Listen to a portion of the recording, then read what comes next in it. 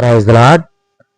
2 పేతురు 3వ అధ్యాయము 13వ వచనములో, అయినను మనమాయన వాగ్దానమును బట్టి క్రొత్త ఆకాశముల కొరకును క్రొత్త భూమి కొరకును కనిపెట్టుచున్నాము, వాటి యందు నీతి నివసించును. క్రొత్త ఆకాశములు క్రొత్త భూమి అనే దాని గురించి తెలుసుకుందాం. క్రీస్తు రెండవ రాకడలో దేవుని పిల్లల ప్రత్యక్షత జరిగినప్పుడు సృష్టి యావత్తు నూతన పరచబడుతుంది.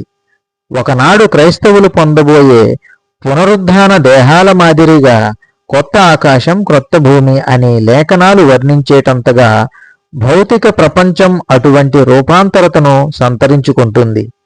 లేఖనాలు ఈ క్రొత్త భూమిని భోజన పానాదులుండే ఒక భౌతిక స్థలంగా, అలాగే ఒక పట్టణంగా వర్ణిస్తున్నాయి.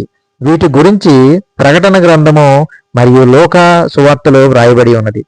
అన్నిటికంటే శ్రేష్టమైన విశేషం ఏమిటంటే, క్రీస్తు సమస్తములో సమస్తమయ్యుండి మనం ఆయన్ని ముఖాముఖిగా చూసే స్థితి ఉంటుంది.